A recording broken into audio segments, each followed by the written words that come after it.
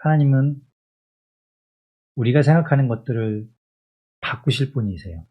뒤집으실 거예요. 비록 우리가 연약하고 우리가 좀 힘이 없고 또 부족하고 그렇더라도 하나님은 그것을 뒤집어서 분명하게 하나님의 영광을 위해 사용하실 겁니다. 여러분 그것을 기대하십시오. 그래서 우리가 처음에 찬양했던 것처럼 하나님께서는 우리의 한계를 뛰어넘어서 일하실 거예요. 우리의 한계를 훨씬 뛰어넘고 우리의 한계를 오히려 역으로 사용하시는 분이 우리의 하나님이시라는 것을 오늘 이 시간 가운데 느끼셨으면 좋겠습니다.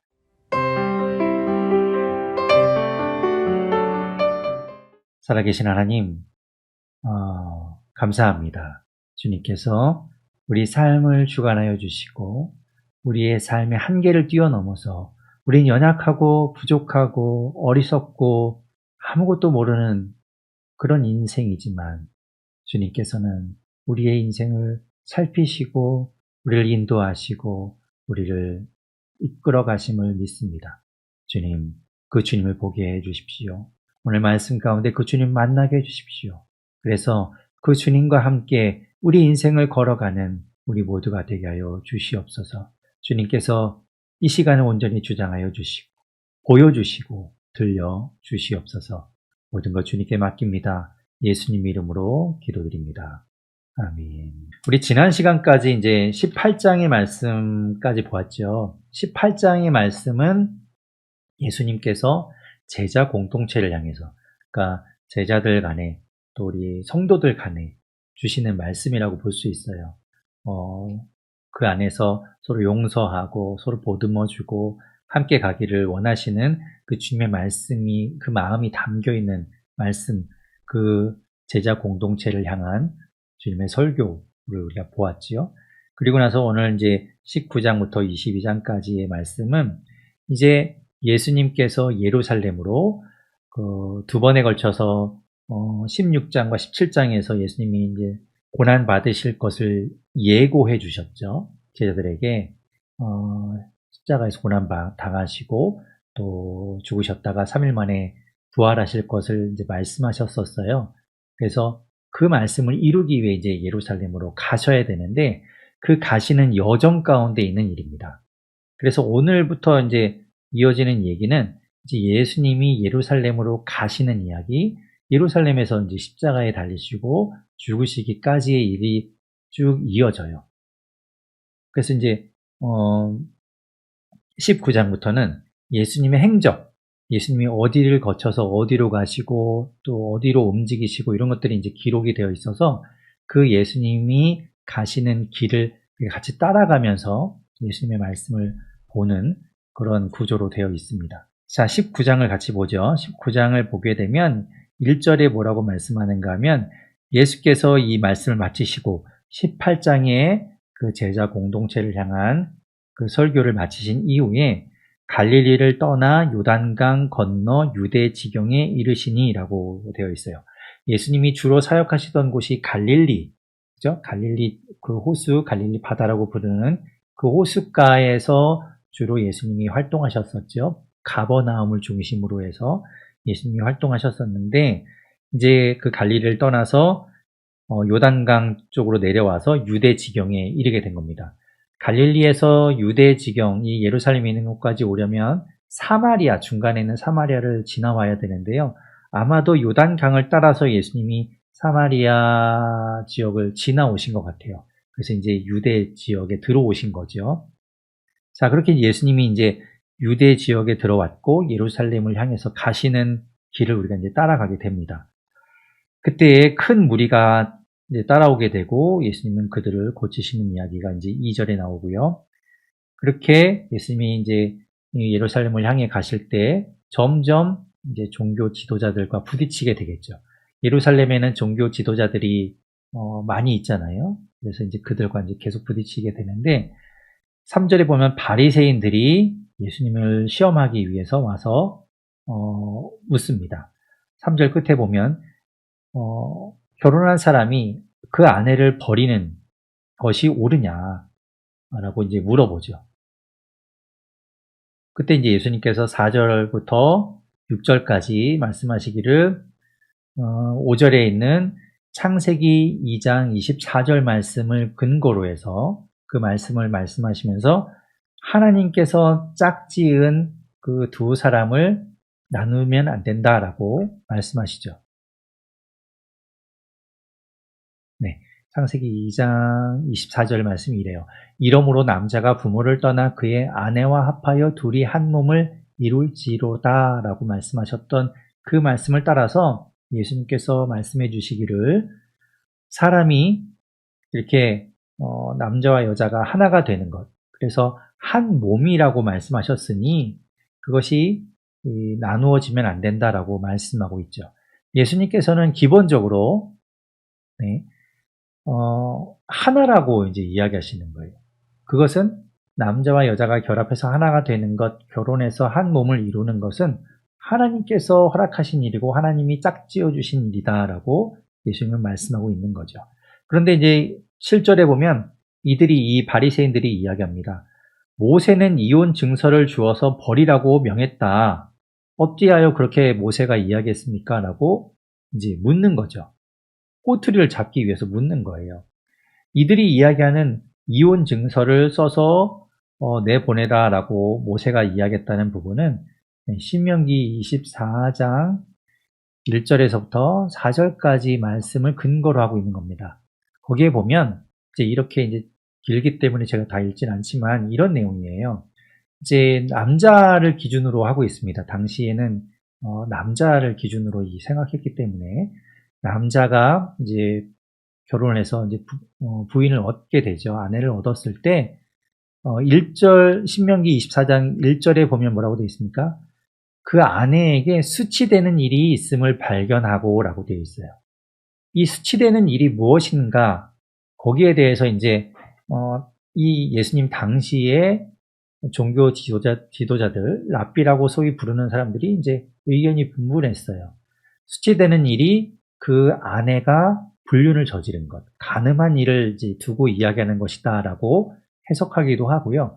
또 어떤 랍비들, 어떤 유대인들은 그것을 어떻게 해석하는가 하면 남편이 볼 때 아내가 별로 마음에 안 들면이라고까지 해서 크게 보는 거예요. 그럴 때 이혼 증서를 써서 이제 내보내면 이혼이 성립이 된다라고 이야기하는 거죠. 그런데 이혼 증서를 써서 내보내는 이유가 뭐냐면 이제 그 여인이 그 남자로부터 완전하게 이제 어떻게 보면 독립이 된다? 그 남자로부터 놓여졌다라고 이제 선언하게 되는 그런 증표가 되는 것이죠. 그래서 이혼 증서를 써서 내보내라 라고 이야기하고 있어요. 자, 유대인들은 결혼할 때 남편이 그 아내의 집안에 그 아내를 데리고 오는 대신에 이제 돈을 줍니다. 납폐금이라고도 하고 뭐 이렇게 이야기하는 돈을 주고 이제 아내를 데려오게 되는데요. 그때 이제 이혼하게 될 때는 그 돈을 다시 돌려줘야 돼요. 돌려주고 이혼 증서를 써서 이제 결혼이 없었던 것으로 결혼을 파기하는 그런 이제 증서를 쓰게 되는데 그것을 위해서 이제 이들이 그 아까 말씀드린 신명기 24장 1절에 있는 말씀 그 수치되는 일 그것을 가지고 자기 나름대로 막 해석을 해서 부인을 이렇게 내보내는 뭐 그런 일들을 이제 했던 것이죠. 자, 그런 이제 것을 가지고 예수님께 이제 들이대니까 예수님께서 8절 9절에 뭐라고 이야기하는가 하면 그렇게 한 것은 너희 마음의 완악함 때문에 그렇게 한 것이다 라고 이야기하세요. 그죠? 그러면서 9절에 예수님께서 말씀하시기를 누구든지 음행한 이유 외에 아내를 버리고 다른 데 장가드는 자는 간음합니다 라고 말씀하세요. 그러니까 신명기 24장 1절에서 이야기하는 그 아내에게 수치되는 일이라는 것을 예수님께서는 그 아내가 음행한 것으로 이제 딱 이렇게 규정하시는 거죠. 그래서 그것 외에는 마음에 안 든다고 해서 내가 다른 여자가 또 마음에 든다고 해서 이혼을 하고 이렇게 해서는 안 된다라고 예수님께서 말씀하고 있는 거예요. 그런데 보면 10절에 제자들이 그 이야기를 듣고 반응이 재밌습니다. 제자들이 이르되 만일 사람이 아내에게 이같이 할진대 장가들지 않는 것이 좋겠나이다. 무슨 얘기입니까? 아내에게 이렇게 할 바에는 그럴 바에는 차라리 결혼하지 않는 게 낫겠는데요? 라고 이야기하죠. 그 이야기는 무슨 뜻이 담겨 있냐면 당시의 이 일이 너무나 흔하게 있었던 일이라는 거예요. 그러니까 예수님이 말씀하신 것처럼 음행한 것 외에는 아내를 버리면 안 되는데, 이혼하면 안 되는데 아주 흔하게 막 이렇게 자기가 불륜을 저질러 놓고 오히려 아내에게 뒤집어 씌워서 아내를 내쫓는 뭐 그런 일들도 많았고, 뭐 조금만 꼬투림을 잡아서 결혼했다가 이혼하고 또 다시 뭐 또 결혼하고 또 이혼하고 이런 일들이 많았었다는 것을 이야기하는 거죠. 그래서 예수님께서는 11절, 12절에 말씀하십니다. 스스로 그것을 절제할 수 있으면, 그죠? 스스로 그 아내와 결혼하는 것, 그러니까 결혼하는 것에 대해서 절제할 수 있다면, 그것을 개의치 않을 수 있다면 혼자 있는 것도 좋은 일이다, 괜찮다라고 예수님께서 말씀하세요. 그런 대표적인 인물이 우리가 아는 것처럼 사도 바울이 있죠. 사도 바울은 혼자 살았어요. 결혼하지 않고. 그런데 결혼했던 사람으로는 베드로가 또 우리가 알죠. 베드로는 아내가 있었고요. 그 아내와 함께 선교 여행도 다녔고요. 우리가 이제 마태복음에서도 보았지만 베드로의 장모가 또 있었지 않습니까? 그러니까 결혼했었다는 것을 또 알 수 있죠. 그런 것에 대해 이제 결혼과 이혼에 대해서 예수님이 이야기하십니다. 그리고 그렇게 이야기하고 있을 때 13절에서부터 15절에 보면 이제 사람들이 어린아이를 데리고 와서 예수님께 기도를 해달라고 이제 이야기하죠. 원래는 이게 뭐 랍비나 이런 스승들 또 종교 지도자들이 또 아이들에게 안수해주고 기도해주고 축복해주는 것은 당연한 일이었어요. 근데 제자들이 이제 그것을 뭐 귀찮아서 그랬는지 뭐 말리고 있었던 것이죠. 근데 예수님께서 그것을 꾸짖고 또 그 어린아이들을 축복해 주시는 이야기가 나옵니다. 자, 그리고 나서 이제 예수님이 그곳을 떠나서 또 예루살렘을 향해서 가지고 계시는데 16절부터는 어떤 사람이 와서 예수님께 또 물어봅니다. 내가 무슨 선한 일을 하여야 영생을 얻습니까? 라고 예수님께 물어보지요. 이 사람은 진짜 인생에 대해서 고민하고 있었던 사람인가 봐요. 그죠? 이 사람이 어떤 뭐 종교 지도자인지 어쩐지는 여기 마태복음에서는 이제 이야기하고 있지 않지만 이 사람이 어떤 영생에 대해서 생각하고 있었던 모양입니다. 그래서 이 영생에 대해서 생각하고 있던 사람, 이제 또 마가복음하고 또 누가복음에서는 좀 다르게 이야기하지만 어쨌든 마가복음에서는 중요한 것을 이제 이 사람이 어떤 사람이었냐에게보다는 이 사람이 질문에 집중하고 있어요. 그래서 영생에 대해서 이야기하고 있는데 그때 예수님께서는 이제 말씀하시기를 계명을 지켜라 라고 말씀하시면서 18절, 19절에 이제 10계명의 말씀을 그에게 들려주십니다.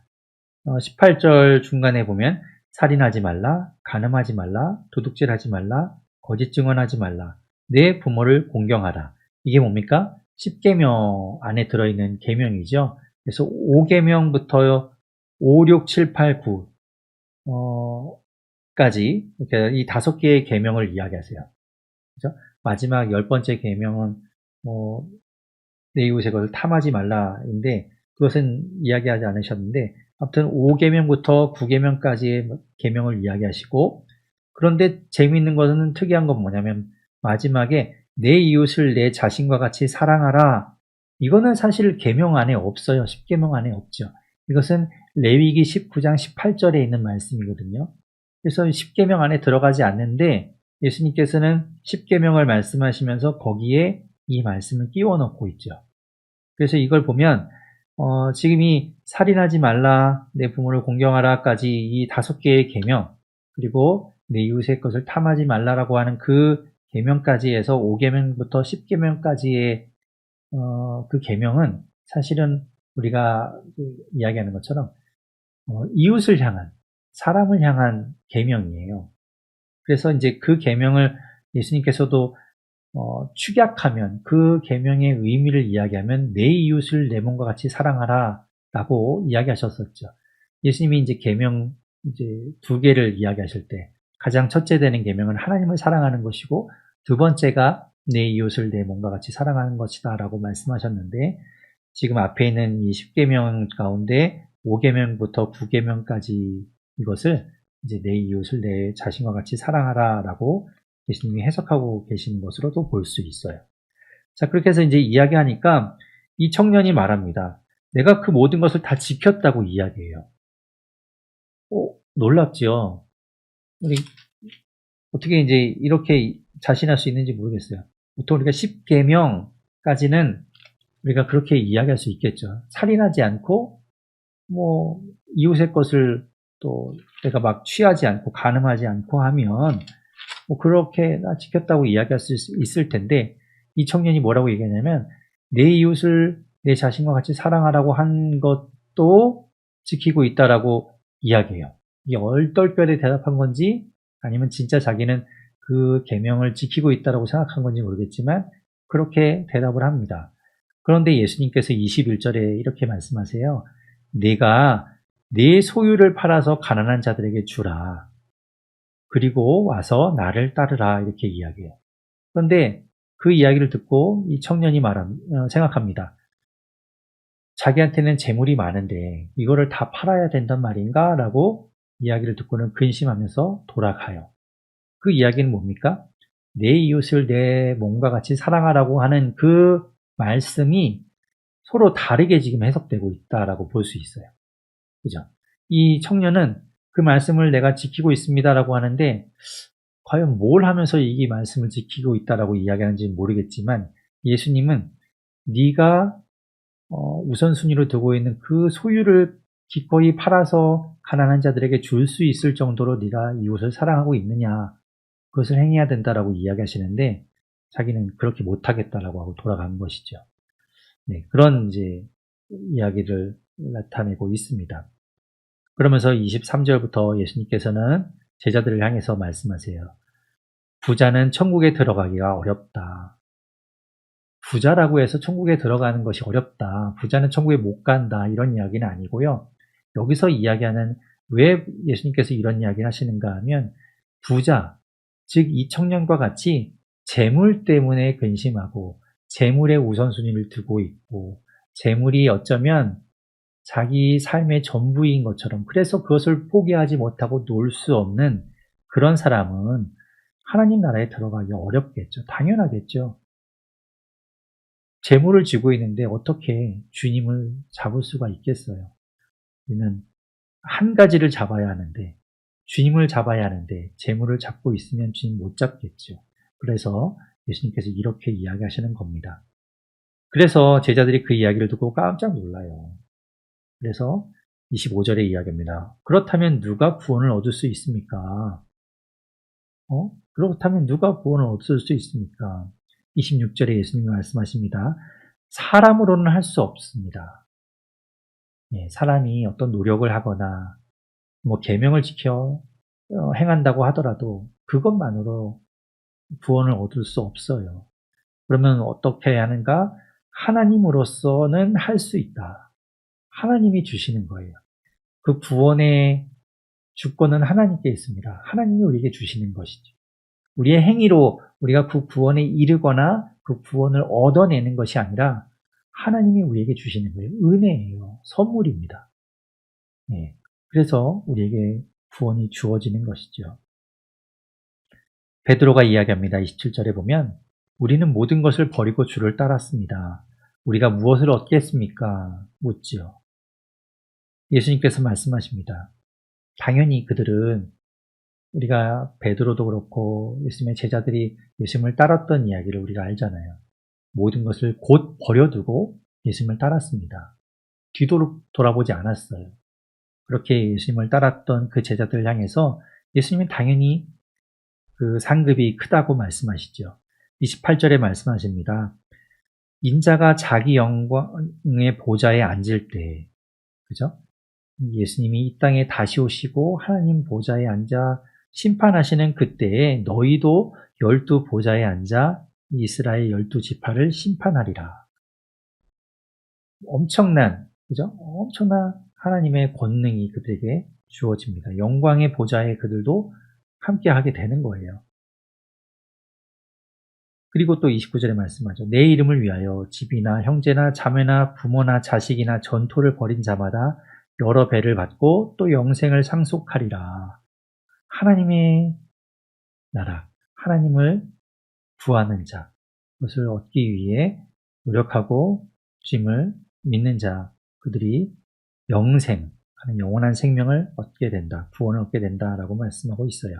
그러면서 30절에 먼저 된 자로서 나중되고 나중된 자로서 먼저 될 자가 많으리라, 이렇게 예수님께서 말씀하세요. 하나님의 나라는 여러분, 지금 이 땅에 우리가 생각하는 우리의 가치관과 우리의 이념과 우리가 생각하는 것을 완전히 뒤집는 나라입니다. 완전히 반대되는 나라예요. 예. 그것을 예수님께서 이야기하고 있어요. 하나님의 나라는 지금 우리의 생각으로 생각하면 안 된다는 거죠. 바꿔야 돼요. 오히려 180도 뒤집어야 돼요. 그것이 하나님의 나라입니다. 20장을 이어보겠습니다. 20장에서는 이제 앞에서 이야기하신 예수님의 이야기를 예수님께서 이제 비유로 이야기하는 그 말씀이 나와요. 앞에서 우리가 보았듯이 이제 26절에서도 보고 또 30절에서도 보면 하나님은 어떤 분인가, 하나님의 나라는 어떤 것인가 이야기할 때 우리 사람의 노력으로 우리가 어떤 공로나 우리가 뭐 노력한 것으로 우리가 어떤 행위를 한 것의 대가로 구원을 얻는 것이 아니다. 하나님께서 우리에게 주시는 것이다 라고 말씀하셨고, 그리고 30절에서도 먼저 된 자가 나중되고 나중된 자로서 먼저 될 자가 많다라고 말씀하시면서 우리가 지금 이 땅에서 생각하고 있는 그 가치관과 우리가 생각하고 있는 것, 우리는 열심히 노력하면 얻을 수 있을 거야, 내가 얻기 위해서 뭔가를 해야 돼 라고 생각하는 것들을 뒤집고 계시죠. 그게 아니다라고 예수님 말씀하고 있어요. 그런데 이제 그것을 예수님께서는 이제 말씀하시면서 이제 비유를 들어서 16절까지 20장 1절부터 16절까지 이야기하시는데 이런 내용입니다. 1절에 보면 천국은 마치 품꾼을 얻어 포도원에 들여보내려고 이른 아침에 나간 집주인과 같으니, 이제 일꾼을 구하기 위해서, 포도원에 일꾼을 구하기 위해서 사람을 구하기 위해 이른 아침에 나간 집주인과 같다. 요새 이른 아침 그러면 뭐 해가 뜨자마자 그러니까 되게 이른 시간이겠죠. 나가서 이제 품꾼들을 데리고 오는 겁니다. 그런데 2절에 보면 품꾼들과 어떻게 약속합니까? 한 데나리온씩 주기로 약속합니다. 이 한 데나리온이라는 것은 하루 일당 일을 말해요. 그러니까 하루 일당 내가 한 데나리온 주는 것, 그렇게 계약을 하고 사람들을 이제 쓰기로 하고 포도원으로 그 사람들을 약속하고 이제 들여보내죠. 그리고 나서 제3시, 3절에 보면 제3시라고 되어 있는데요. 이 제3시는 지금 우리 시간으로 하면 여기 6시간을 더하면 돼요. 이 성경에 나와 있는 시간에 6시간을 더하면 지금 우리 시간과 맞습니다. 예, 그게 이제 유대 시간이 그런 건데요. 이게 시차로도 사실 6시간 차이가 나요. 그래서 좀 재밌죠. 그래서 이제 실제로도 시간이 이렇게 6시간 차이 나는데, 그래서 우리가 이제 보시게 되면 3절에 제3시, 그러니까 6시간 더하면 몇 시예요? 9시가 되겠죠. 아침 9시에 나가보니까 아직 일자리를 구하지 못한 사람들이 있어서 그들에게도 포도원에 가서 일하라고 이제 들여보내줍니다. 그리고 5절에 보면 제6시, 제9시. 6시면 몇 시예요? 9시간을 더하면?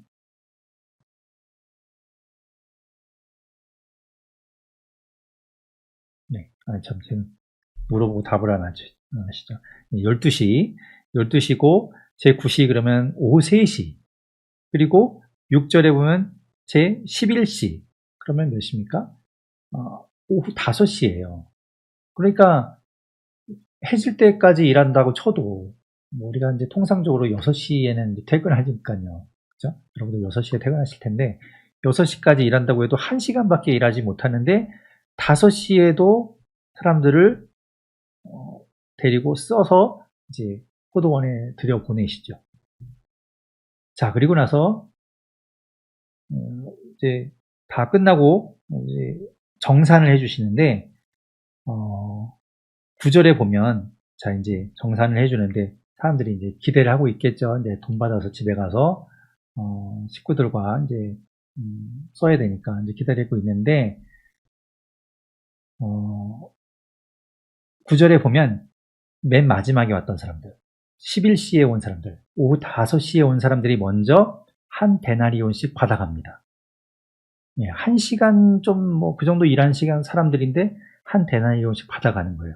그러니까 먼저 온 사람들은 기대하겠죠. 저 사람이 저 정도 받아가면 나는 과연 이제 이렇게 생각하고 있었을 거예요. 근데 다 똑같이 한 데나리온씩 주는 겁니다. 그래서 그 사람들이 이제 원망하는 거죠. 당연 그런 마음이 들 수 있겠죠. 아침 일찍 온 사람들, 그때부터 일한 사람들은 억울할 거 아니에요? 내가 그렇게 일했는데. 그래서 12절에도 그들이 일하죠. 이야기하기를 아니 1시간밖에 일하지 아니하였던 저 사람들인데 그들은 종일 수고하고 더위를 견딘 우리와 어떻게 같을 수 있냐라고 이제 항의하죠. 그런데 이제 그 주인이 그들에게 이야기합니다. 어차피 너희와 나는 한 데나리온을 주기로 약속하지 않았느냐. 14절이 중요한데요. 내 것이나 가지고 가라. 나중은 이 사람에게 너와 같이 주는 것이 내 뜻이니라. 무슨 얘기냐면 이 모든 것이 하나님의 뜻이고 하나님의 주권이라는 거예요.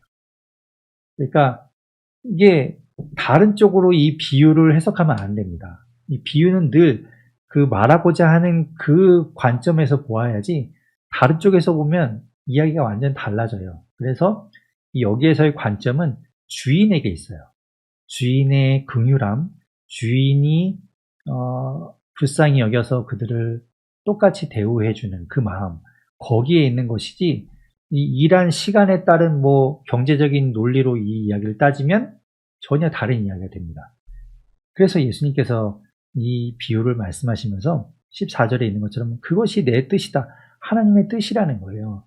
하나님이 늦게 온 사람도 일찍 온 사람도 똑같이 대우해 주시고 똑같이 불쌍히 여기시고 똑같이 베풀어 주시는 것은 하나님의 마음이다 라고 이야기하고 있죠. 그것이 하나님의 주권이라는 이야기입니다. 그러면서 16절에 같이 19장 30절의 말씀을 반복하죠. 나중된 자로서 먼저 되고 먼저 된 자로서 나중되리라 이렇게 말씀하고 있어요. 자, 그 말씀을 하신 이후에 17절에 보시면 예수님께서 이제 예루살렘으로 올라가실 때 이제 예루살렘을 향해 가십니다. 예수님이 이제 가는 길이 보이시죠? 예루살렘을 향해 가고 계세요. 그때 이제 18절, 19절에 예수님께서 다시 한번 고난 받으실 것을 말씀하세요. 이것이 이제 순환 예고라고 지난 시간에 말씀드렸는데 세 번째, 이제 마지막으로 예수님께서 십자가에 못 박히시고 그리고 3일 만에 살아나게 될 것을 이제 이야기하고 계세요. 네, 그 이제 세 번째 이야기를 하시고 그때 20절부터 이제 세베대의 아들의 어머니가 예수님께 나와서 예수님께 이제 요청하는 이야기가 나오죠. 세베대의 아들은 누굽니까? 여기에 나오진 않았지만 우리가 알죠? 세베대의 아들은 야고보와 요한이에요. 야고보와 요한의 어머니가 예수님께 와서 이제 간청합니다. 아마도 이제 이 세베대의 아들 그 어머니가 이 12제자뿐만 아니라 예수님과 함께 많은 사람들이 함께 했었죠. 그런데 그 중에 아마 이 어머니도 함께 있었던 것 같아요. 그래서 이 예수님이 십자가에 못 박히실 때도 이 어머니가 함께 그 자리에 있었죠. 그런 거 보면 이 야고보 요한뿐만 아니라 이 어머니도 함께 예수님과 동행했던 것을 볼 수 있어요. 근데 예수님께 어떤 걸 요구합니까? 21절 후반부에 보면 나의 이 두 아들을 주의 나라에서 하나는 주의 우편에 하나는 주의 좌편에 앉게 해주십시오 라고 요청하죠. 그런데 이제 예수님께서 말씀하세요. 예수님의 나라라는 것이 이들이 생각하고 있는 그런 나라가 아니라고 말씀드렸잖아요. 하나님의 나라, 예수님께서 이 땅에 이루실 그 하나님의 나라, 이 땅에 임하는 새하늘과 새 땅, 그 하나님의 나라는 우리가 생각하는 그 나라가 아니에요. 우리가 생각하는 대로 생각해서는 안 돼요. 그런데 이제 이 어머니는 그렇게 생각하고 있는 것이죠. 그래서 그 나라에서 자기 아들을 좋은 자리에 앉혀달라고 요청하고 있는 겁니다. 근데 예수님이 말씀하세요. 내가 마시려는 잔을 너희가 마실 수 있겠느냐. 예수님이 마시려는 잔은 어떤 잔입니까? 그 앞에서 얘기한 것처럼 예수님 고난의 잔을 마셔야 돼요. 십자가에 못 박히셔야 되고요. 죽으셔야 되고요. 그리고 3일 만에 부활하셔야 되죠. 그러니까 그런 고난의 잔을 마실 수 있겠느냐. 이들은 그 잔이 무엇을 뜻하는지 모르니까 예수님이 3번이나 고난 받으실 걸 이야기하셨는데도 그들은 못 알아들으니까 당연하죠 라고 이제 이야기하는 거예요. 근데 실상은 그렇지 못하죠. 이들은 다 도망갑니다. 뿔뿔이 흩어져요. 그래서 그 이야기를 듣고 나머지 10 제자들이 막 난리가 났죠. 어떻게 너희가 그런 걸 구하냐. 그래서 자기들도 한 자리 하고 싶은데 이제 그 마음을 들킨 거겠죠. 근데 예수님이 이야기하세요. 26절에 보면 너희 중에 누구든지 크고자 하는 자는 너희를 섬기는 자가 되고 너희 중에 누구든지 으뜸이 되고자 하는 자는 너희 중에 너희의 종이 되어야 하리라. 그죠? 하나님의 나라는 우리가 생각하는 것과 완전 반대예요. 달라요. 우리가 생각하는 것 그대로 생각하면 안 됩니다. 그리고 28절에 예수님께서 이 땅에 오신 목적에 대해서 이야기하세요. 인자가 온 것은 내가 온 것은 섬김을 받으려 함이 아니라 도리어 섬기려 하고 자기 목숨을 많은 사람의 대속물로 주려 함이니라. 놀라운 이야기죠. 받아들이기 어려운 이야기예요. 예수님은 이 땅의 왕으로 이 땅의 나라를 세워서 섬기는을 받는 것이 아니라 오히려 섬기기 위해서 많은 사람을 대신해서 내가 대속물로 죽기 위해서 왔다라고 말씀하고 있어요. 그리고 이제 29절부터 31절에 이제 또 다른 사건이 나오는데 29절에 보면 이제 예수님과 그 함께하는 사람들이 여리고에서 떠날 때 이제 여리고를 지나서 여리고는 예루살렘에서 방향이 북동쪽으로 있는 도시였어요. 근데 그 도시를 지나서 이제 예루살렘으로 가게 되거든요. 그래서 이제 이 여리고를 지나서 이제 여리고를 막 나설 때 그 여리고 바깥에서 30절에 보면 맹인 2사람을 예수님이 만나게 됩니다. 이 맹인 2사람이 예수님이 지나가신다는 소리를 듣고 예수님을 크게 소리를 질러서 붙들어요. 주여 우리를 불쌍히 여기소서 다윗의 자손이여 라고 소리를 지릅니다. 이들은 앞을 볼 수 없었죠. 맹인이니까 눈에 보이지 않잖아요. 그런데 그들은 예수님을 다윗의 자손이라고 부르고 있어요. 마태복음이 시작할 때 어떻게 시작했죠? 마태복음 1장 1절에 보면 아브라함과 다윗의 자손 예수 그리스도의 계보라. 예수님을 뭐라고 소개합니까? 아브라함과 다윗의 자손이라고 이야기하고 있죠. 왜 이렇게 이야기합니까? 유대인들은 예수님을 그 메시아라고 생각하지 못해요. 다윗의 자손 가운데 메시아가 오게 될 텐데 그 메시아가 예수님이라는 걸 생각하지 못해요. 그런데 이 앞을 보지 못하는 이 2사람, 이 사람은 예수님을 향해서 다윗의 자손이여 라고 이야기하는 겁니다. 그 이야기는 이 예수님을 메시아로 부르고 있는 거예요. 비록 앞을 볼 수 없는 이들이지만 예수님을 올바로 보고 있는 것이죠. 그래서 예수님께서 32절에 이야기합니다. 무엇을 하여 주기를 원하느냐? 이들은 뭘 원하겠어요? 볼 수 있기를 원하겠죠. 그래서 예수님께서 그들을 불쌍히 여기사 그들의 눈을 만지시니 곧 보게 되어 그들이 예수님을 따르게 됩니다. 자, 이제 21장, 22장이 남았는데요. 21장부터는 이제 예수님이 예루살렘에 들어가시게 되는데 그 예루살렘에 들어가셔서의 일들입니다. 이제 아주 중요한 일들이 남아있죠. 자, 21장 1절을 보겠습니다. 거기 보면 그들이 예루살렘에 가까이 가서 감람산 벳바게에 이르렀을 때 감람산 벳바게 여기가 어디냐면요. 예루살렘 그 성 밖이긴 한데요. 예루살렘 지금은 예루살렘 구글 지도를 보면요. 지금은 예루살렘 안에 이게 예루살렘 경계 안에 이 벳바게가 있어요. 그러니까 예루살렘 성 안에는 안 들어가 있지만 거기서 이렇게 멀지 않은 곳이죠. 되게 가까운 곳이죠. 거기까지 이제 온 거예요. 그 벳바게에 이르렀을 때 예수께서 두 제자를 보내십니다. 그리고 말씀하시죠. 2절, 3절에 보면 맞은편 마을에 가라. 그래서 거기에 가면 매여 있는 나귀와 나귀 새끼가 있을 것인데 그 나귀를 풀어서 끌고 와라. 그리고 말씀하시죠. 누가 이거 뭐라고 얘기하면 주가 쓰시겠다 하라. 그러면 즉시 보내리라. 이렇게 말씀하세요. 이 이야기를 이제 이야기하시는데 이 말씀은 5절에 보면 이제 구약의 말씀이 이제 이루어진 것이다라고 이제 마태가 이야기하고 있죠. 이 5절에서 인용하고 있는 말씀은 원래는 두 구절을 인용하고 있는 건데요.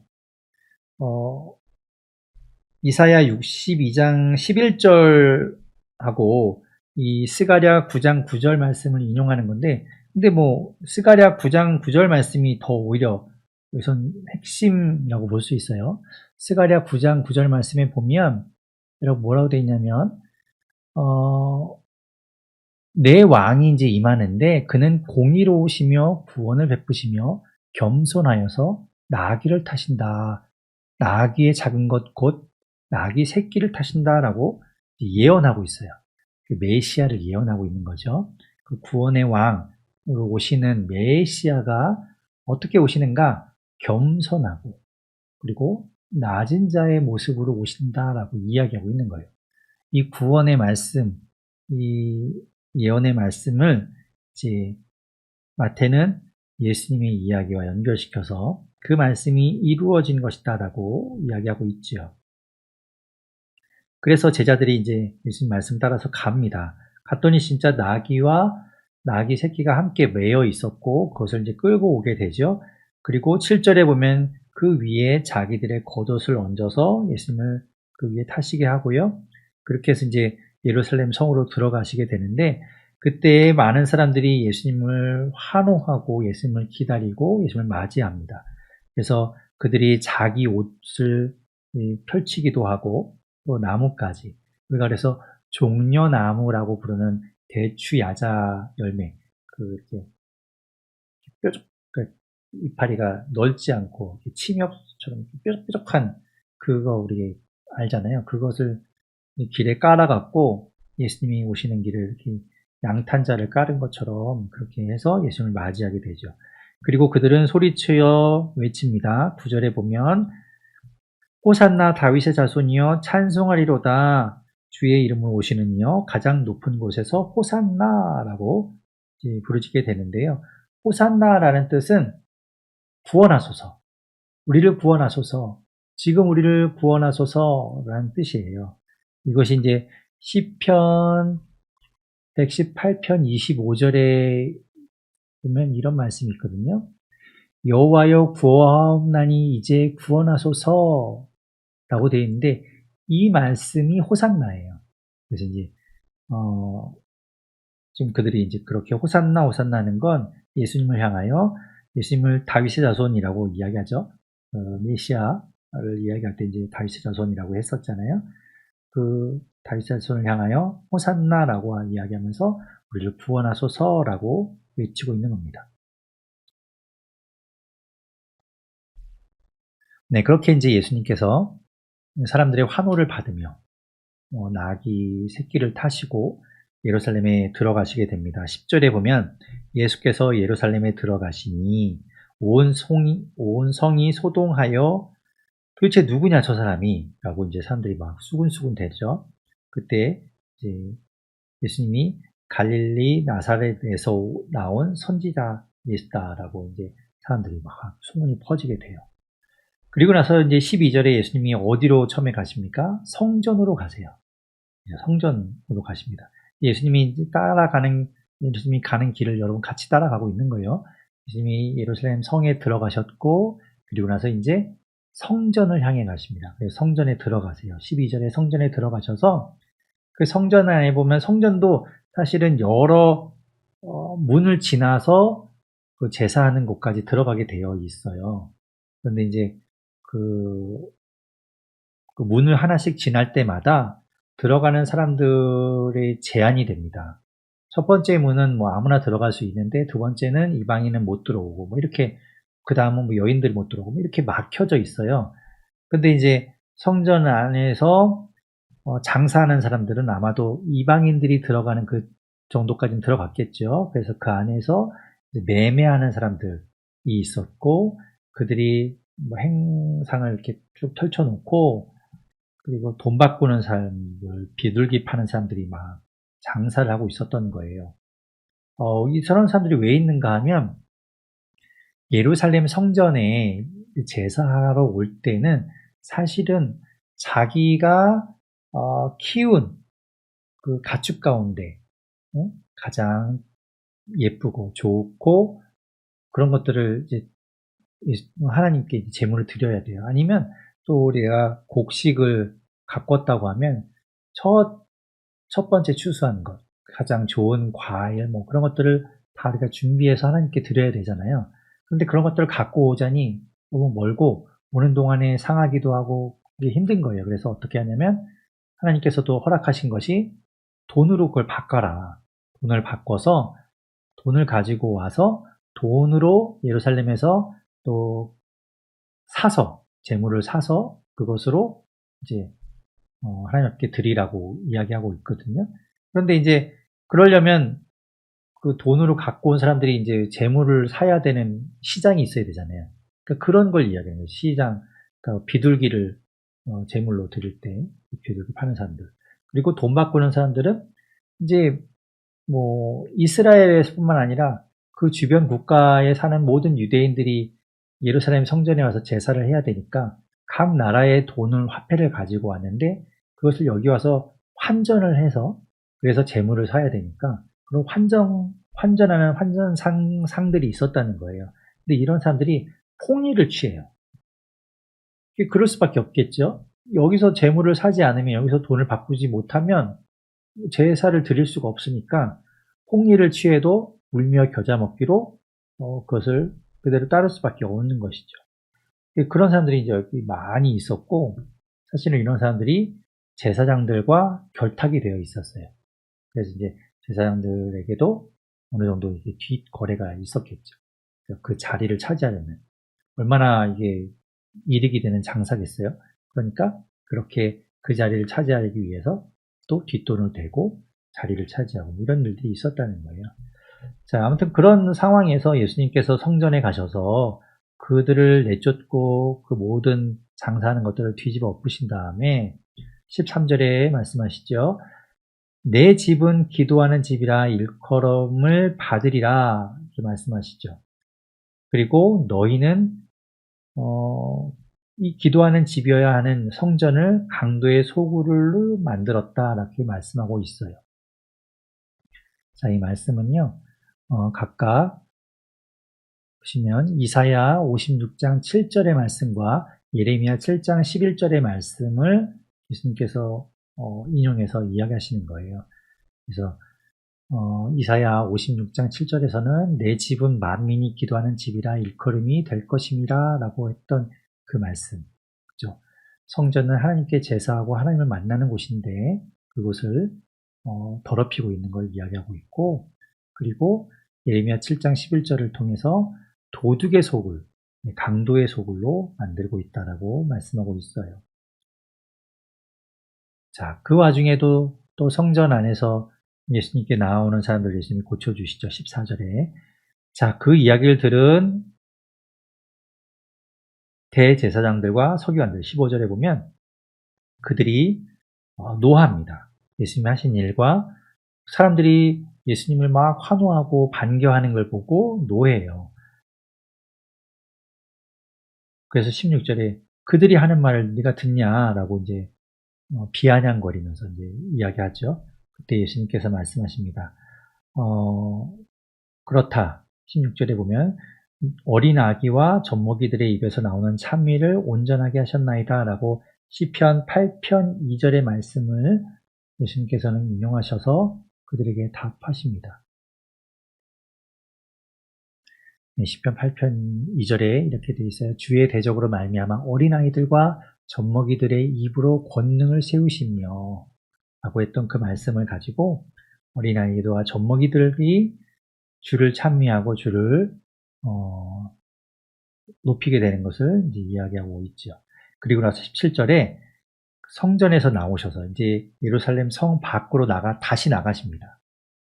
다시 나가셔서 베다니에 가서 거기에서 이제 하룻밤을 유하시게 되죠. 지내시게 됩니다. 베다니는 어떤 곳입니까? 여러분 기억하시는 분 계시겠지만 베다니는 마르다와 마리아 자매가 살던 집 동네입니다. 그죠? 그 형제인 나사로가 죽었을 때 살리게 됐던 그 동네에 베다니에 가서 머무시게 되죠. 베다니도 사실은 예루살렘에서 멀지 않아요. 한 30분 정도, 오리라고 했으니까 뭐 그 정도 거리에 떨어져 있는 곳입니다. 가까운 곳이죠. 거기서 하룻밤을 지내시게 되고 18절에 이른 아침, 다음 날이 되었습니다. 이른 아침에 이제 다시 예루살렘 성으로 들어오세요. 성으로 들어오실 때 시장하셨습니다. 그래서 19절에 보면 길가에 무화과 나무 한 그루가 있는 걸 보시고 보니까 잎사귀밖에 아무것도 없는 것을 보셨어요. 그래서 이제 먹을 것을 찾으셨는데 없는 거죠. 그래서 그 나무를 저주하십니다. 이제부터 영원토록 내가 열매를 맺지 못하리라 하니 19절 끝에 보면 무화과 나무가 곧 마른지라. 이 무화과 나무가 아니 열매가 우리가 생각할 때는 열매가 없는데 그걸 뭐라고 하십니까? 라고 생각할 수 있는데 저도 뭐 무화과 나무를 키워본 적이 없어서 자세히는 모르지만 무화과 나무는 2번 열매를 맺는다고 그래요. 그래서 첫 번째 열매를 맺는 거는 되게 맛이 없고요. 상품 가치가 떨어지는 무화과 나무의 열매를 드셔보셨는지 모르겠지만 되게 달잖아요. 근데 그런 열매가 아니라 시고 떫고 먹을 수 없는 그런 열매가 열린답니다. 처음에. 그것이 떨어지고 나면 거기에서 또 다시 이제 열매가 열리는 게 실제 상품 가치가 있는 무화과가 되는 거죠.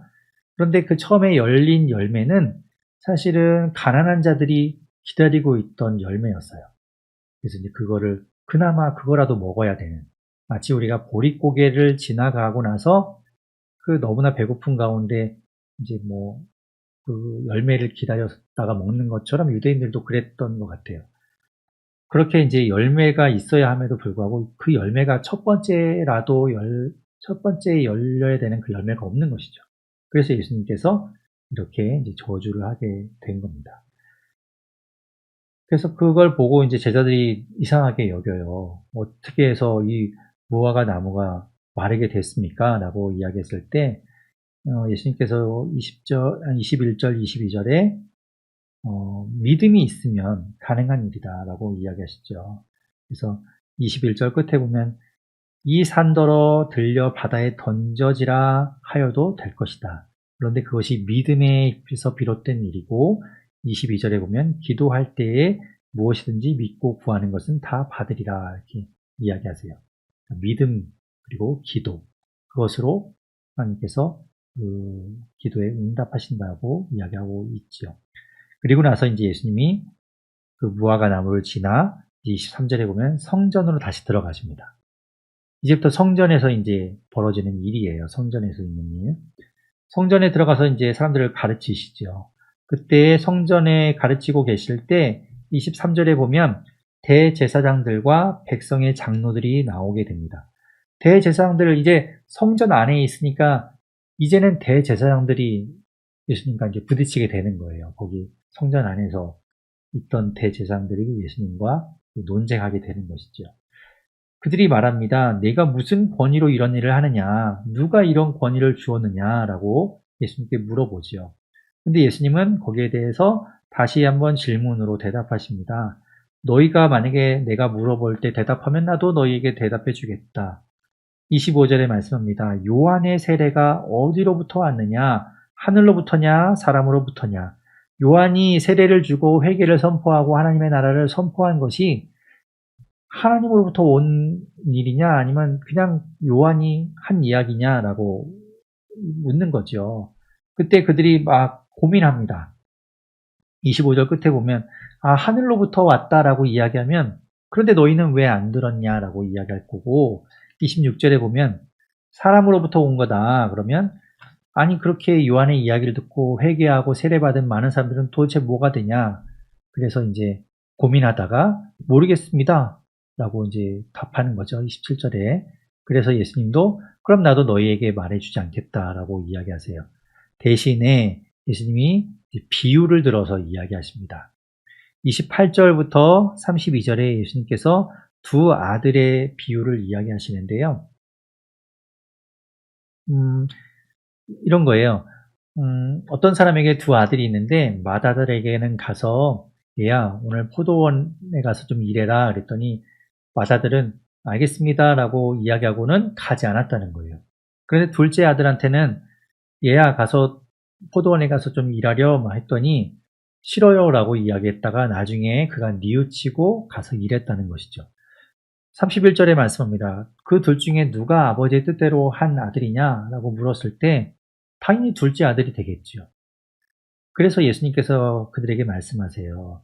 31절 중간에 보면 내가 진실로 너희에게 이르노니 세리들과 창녀들이 너희보다 먼저 하나님의 나라에 들어가리라.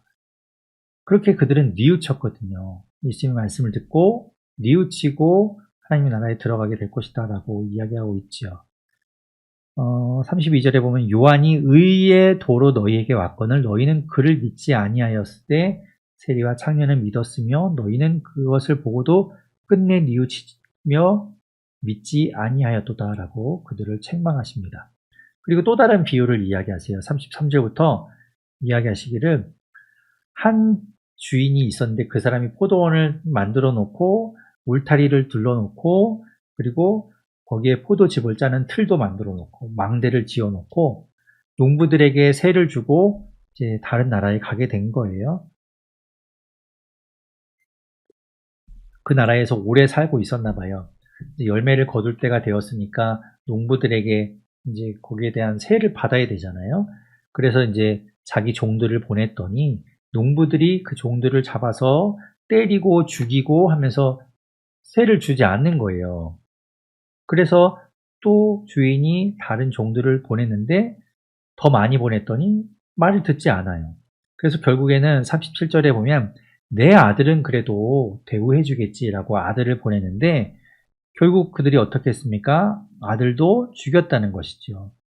그러면 40절에 포도원 주인이 이 농부들에게 어떻게 하겠느냐? 41절에 말씀합니다. 그들이 이제 이야기하기를 그 악한 자들을 다 죽일 진멸하고 포도원은 제때의 열매를 바칠 만한 다른 농부들에게 새로이 줄지입니다. 그게 맞지 않느냐라고 이야기하죠. 그런데 예수님이 이제 그들에게 이야기하시는 거예요. 너희는 그럼 왜 선지자들을 통해서 또 세례 요한을 통해서 또 내가 선포하는 그 하나님의 나라 회개하라 그리고 너희는 하나님의 나라를 받아들이고 또 그 나라에 들어가기 위해 바뀌어야 하고 변화되어야 함에도 불구하고 너희는 왜 그것을 받아들이지 않느냐라고 이야기하고 있는 것이죠. 그래서 42절에 보면 너희가 성경에 건축자들이 버린 돌이 모퉁이의 머릿돌이 되었나니 이것은 주로 말미암아 된 것이요 우리 눈에 기이하도다라고 되어 있는 걸 읽지 못했냐라고 이야기하고 있어요. 시편 118편에 22절과 23절에 보면 말씀이 있는데 그걸 이제 인용해서 예수님께서 말씀하고 있죠.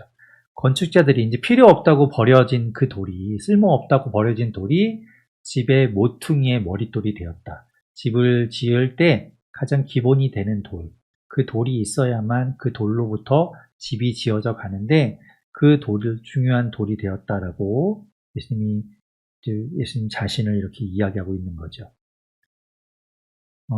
그러면서 44절에 예수님께서는 이 돌 위에 떨어진다는 깨지겠고 이 돌이 사람 위에 떨어지면 그를 가루로 만들어 흩트리라 이렇게 이야기했어요. 예수님이 심판하실 걸 이야기하고 있는 거죠. 예수님으로 인해서 심판받을 자가 있을 것이고 예수님 말씀에 어긋나는 자는 하나님의 심판을 면할 수 없게 되겠지요. 그 말을 듣고 45절에 대제사장들과 바리새인들이 자기들을 가리켜 말하는 것이라는 것. 그래도 이 사람들 눈치는 있었나 봐요.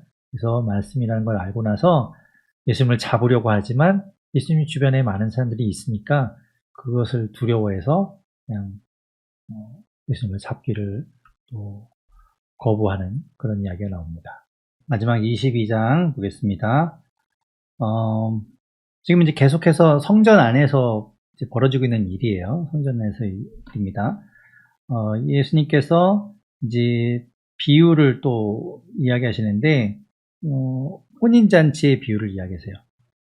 그래서 이제 혼인잔치의 비유를 이야기하시면서 2절에 보면 천국은 마치 자기 아들을 위하여 혼인잔치를 베푼 어떤 임금과 같으니 사람들한테 잔치를 베풀어 놓고 사람들을 초청하지요. 그런데 사람들이 안 와요.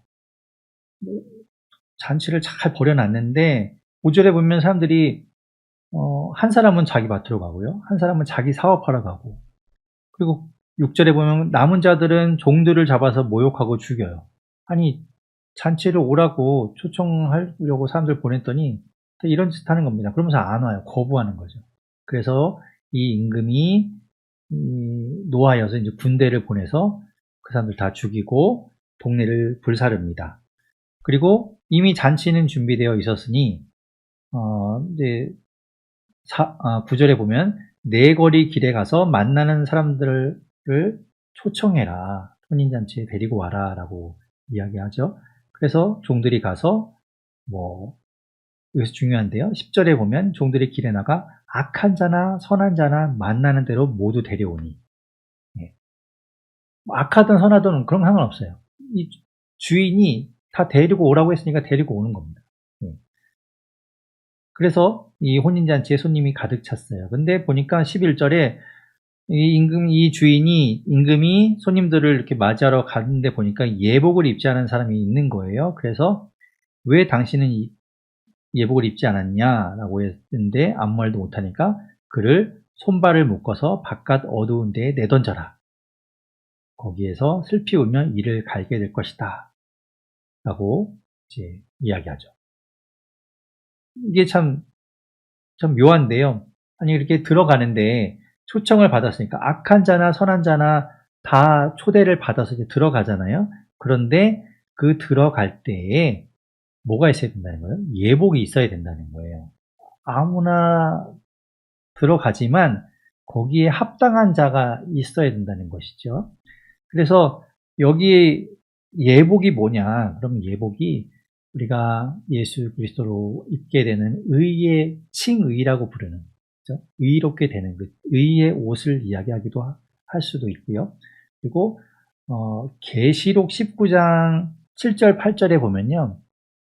거기에 뭐라고 되어 있냐면 요한계시록 19장 7절 8절에 보면 이렇게 되어 있어요. 거기에서 이제 어린 양의 혼인 잔치 이제 이 비유의 예언의 말씀이 있는데 거기에 보면 7절 중간에 보면 어린 양의 혼인 기약이 이르렀고 그의 아내가 자신을 준비하였으므로 그에게 빛나고 깨끗한 세마포 옷을 입도록 허락하였으니 이 세마포 옷은 성도들의 옳은 행실이로다 라고 말씀하죠. 네. 그러니까 옳은 행실, 성도에 합당한 행실이 우리의 옷이 예복이라는 말씀이에요. 요한계시록에서는. 그죠? 우리가 그러니까 예수 그리스도를 믿는다. 그죠? 우리는 예수 그리스도를 믿어서 의의 사람이 되었고 하나님 백성이 되었고 구원 받았으나 우리가 그에 합당한 삶을 살지 못하면 우리의 예복이 달라지게 되는 것이죠. 못 들어가는 건 아닌데 우리의 예복이 달라져요. 누추한 옷이 되거나 아니면 예복 자체가 없을 수도 있겠죠. 자, 그런 이야기를 볼 수 있습니다. 그리고 15절부터는 바리새인들이 또 와서 예수님께 또 시험하는 이야기가 나와요. 이제 성전 안에 있으니까 이제 온갖 종교 지도자들이 계속 이제 공격합니다. 15절에 바리새인들이 16절에 보면 자기 제자들을 헤롯 당원들과 함께 예수께 보내어 이제 시험하지요. 뭐라고 얘기합니까? 17절에 보면 가이사에게 세금을 바치는 것이 옳으냐? 세상의 임금에게 로마 황제에게 세금을 바치는 게 옳으냐? 라고 이제 이야기합니다. 그러면서 이제 어떻게 꼬투리를 잡으려고. 그래서 이제 예수님께서 18절, 19절에 그들이 이제 시험하려고 하는 걸 아시고 나서 너희가 세금 내려고 하는 돈을 가지고 와라. 그리고 데나리온은 하나를 가져오니까 그걸 보면서 여기에 형상과 글은 누구의 것이냐? 가이사의 것입니다. 그러면 가이사의 것은 가이사에게, 하나님의 것은 하나님께 바치라. 너무나 명답이지 않습니까? 예. 그래서 그들이 놀랍게 여기며 예수를 떠나가게 되죠. 자, 23절부터 33절까지는 이번에는 사두개인들이 예수님을 공격합니다. 각자 자기가 자신 있는 것을 가지고 와서 예수님을 공격해요. 사두개인들은 어떤 사람들인가 하면 부활은 없다라고 주장하는 사람들이에요. 부활은 없고 내세는 없고 천사, 영 이런 거 없어 라고 생각하는 사람들이죠. 그래서 그들이 와서 예수님께 질문합니다. 모세가 24절에 보면 사람이 자식이 없이 죽으면 그 동생이 그 형수에게 장가를 들어서 형을 위하여 상속자를 세워야 된다라고 이야기했는데, 그러면서 이제 예를 들기를 7형제가 있었는데 마지가 장가를 갔었는데 마지가 죽고 계속해서 그 동생에게 이제 그 형수가 넘어갔다가 결국엔 다 죽었다, 형제들이. 그래서 여자도 죽었고. 그런데 28절에 보면 부활할 때 그러면 이 7 형제 중에 이 여인은 누구의 아내가 되는 게 맞냐라고 이제 물어보죠. 전제 조건은 뭡니까? 이들은 부활은 없다고 생각하는 거예요. 그러니까 이들이 생각하는 거는 지금 그렇게 된다 그러면 이게 부활이 있다라는 게 말이 되냐라고 예수님께 이야기하는 거죠. 부활이 있다고 생각하는 게 아니라 없다라고 전제를 하고 이야기하는 거죠. 근데 예수님께서 이야기하세요. 30절에 보면 너희는 그걸 알지 못한다 하시면서 부활 때에는 장가도 가는 거 아니고 시도 가는 것 아니고 하늘에 있는 천사들과 같다. 예. 이게 성이 이렇게 나눠지지 않아요. 천사들은 그런 게 없잖아요. 그러니까 그런 걸 얘기하시면서 너희는 부활을 아예 전제하지 않고 이야기하는데 부활이 있는 것이다라고 예수님이 이야기하시는 것이고, 그 부활을 통해서 하나님이 이야기하시는 것은 부활이 죽은 자로 끝나는 것이 아니라 부활 이후의 삶이 있고 그 부활이 영원한 삶으로 이어지는 걸 이야기해요. 그래서 이제 예수님께서 예를 드시는 것이 32절에 보면 나는 아브라함의 하나님이요 이삭의 하나님이요 야곱의 하나님이로라 하신 것을 너희가 읽어보지 못했느냐. 그러시면서 하나님은 죽은 자의 하나님이 아니요 살아있는 자의 하나님이니라 이렇게 이야기하죠. 그러니까 부활한 이후에 죽음으로 끝나는 것이 아니라 부활한 이후에 그는 살아있는 것이고 하나님은 그 살아있는 자의 하나님이다라고 이야기하고 있는 거예요.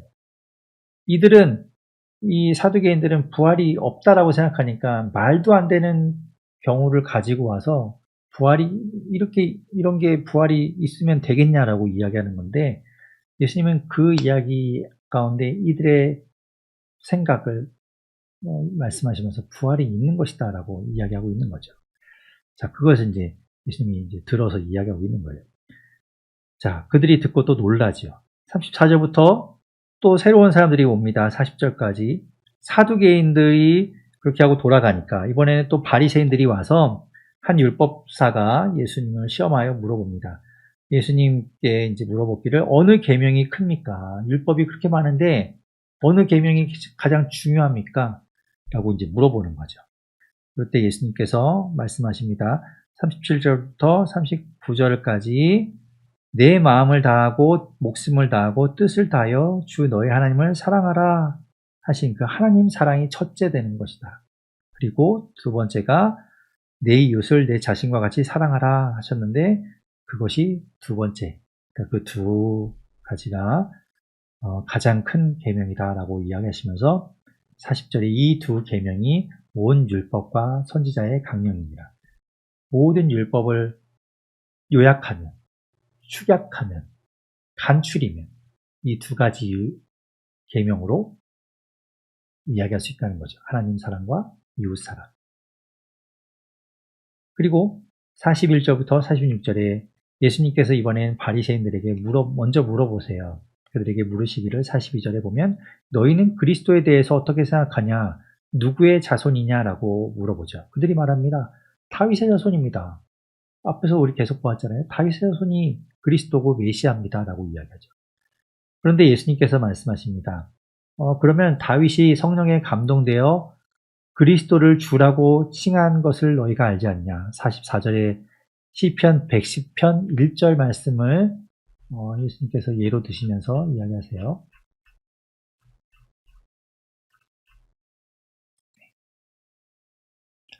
시편 110편 1절 보면 여호와께서 내 주에게 말씀하신, 이게 이제 다윗의 시입니다. 다윗의 시인데 다윗이 노래하기를 여호와께서 내 주에게 말씀하시기를 이렇게 너는 내 원수들을 내 발판이 되게 하기까지 내 오른쪽에 앉아있으라 하셨다라고 이야기하면서 여호와, 내 주는 이제 메시아를 이야기하죠. 그리스도를 이야기하는데 여기서 이제 예수님께서 말씀하시는 건 그거예요. 그 말씀을 가지고 와서 다윗이 메시아, 그리스도를 주라고 이야기하는데 그렇다면 다윗의 자손인데 내 자손을 향해서 주님이라고 이야기하는 게 맞냐라고 이야기하고 있죠. 그러니까 다윗의 자손이라는 그거에 이들이 갇혀 있는데 예수님께서는 그것을 깨고 있는 거예요. 다윗의 자손이 그 자손, 그 혈육에만 갇혀 있는 그거에만 한정되어 있는 이들을 향해서 지금 이야기하고 있는 거죠.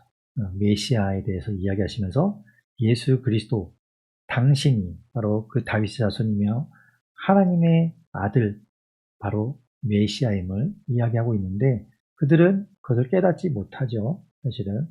그리고 그렇게 이야기했을 때 이들이 46절에 보면 능히 대답하는 자도 없었고 그날부터 감히 그에게 묻는 자도 없더라. 그 뒤에 이제 예수님께 와서 뭐 시비 거는 사람이 없어요. 이제 예수님의 이야기가 이제 이어지게 됩니다. 광고 말씀드리면 우리 다음 주는 한 주 쉬도록 하겠습니다. 다음 주에 제가 이제 저희 가족하고 휴가를 가게 될 것 같아서 다음 주 수요 말씀 스터디는 한 주 쉬고요. 17일 날 우리 하게 될 텐데 17일 날 우리 23장부터 24장, 25장까지 이렇게 세 장을 함께 보도록 하겠습니다. 살아계신 하나님 감사합니다. 하나님 오늘 말씀 가운데 또 우리 주님을 보았습니다. 우리에게 많은 이야기를 들려주시고 하나님께서 예수 그리스도를 통해서 하나님의 나라를 우리에게 끊임없이 들려주고 계십니다. 우리는 그럼에도 불구하고 우리 생각에 갇혀서 하나님의 말씀을 온전히 보지 못하고 하나님의 나라를 제대로 보지 못하는 그런 어리석음 가운데 있습니다. 하나님은 우리를 사용하실 분이고 우리를 바꿔주실 분이고 우리의 지금 상황을 바꿔서 하나님의 영광을 위하여 그렇게 사용하실 분임을 믿습니다. 하나님 우리의 삶 가운데 하나님의 나라를 이루어 주시고 하나님 우리의 삶 가운데 하나님이 역사하셔서 우리의 한계를 뛰어넘어서 일하시는 그 주님을 보게 하여 주시옵소서. 하나님 감사합니다. 오늘 말씀 통해 용기를 얻게 하시고 힘을 얻게 하심에 감사하고 그 말씀 붙들고 살아가게 하시면 감사합니다. 하나님께서 늘 지켜주시고 하나님의 동행 가운데 우리가 우리 인생을 열심히 최선을 다해서 살아가는 우리 모두가 되게 하여 주시옵소서. 모든 영광 주께 올려드리며 예수님 이름으로 기도드립니다. 아멘.